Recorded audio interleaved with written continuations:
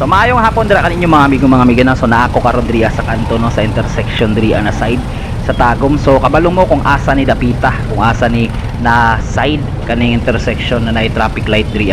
So paki-comment na lang down below kung asa ni dapita na intersection. So karon ang ato ang topic no, about ni sa mga babae na hilig magmotor-motor diri sa Tagum no. Kasagaran sa akong masundan diri ba na mga babae na nagamotor, usa to siya, duha, tulo, kato na sa unahan, naguna. So dili jud sila hilig mag-helmet no. Ambot lang kung ano o trip lang jud nila na dili mag-helmet while nagmotor. So mauna ako ang na-observe kasagaran jud sa mga babae na hilig magmotor o nagamotor diri sa Tagum City. Dili jud sila naga-helmet. Namay uban na naga-helmet no, pero dili kayo halos tanan jud na mga masundan ako, dili jud sila naga-helmet. Dili man pud siguro kabawasan sa kagwapa ang pagsuot og helmet no.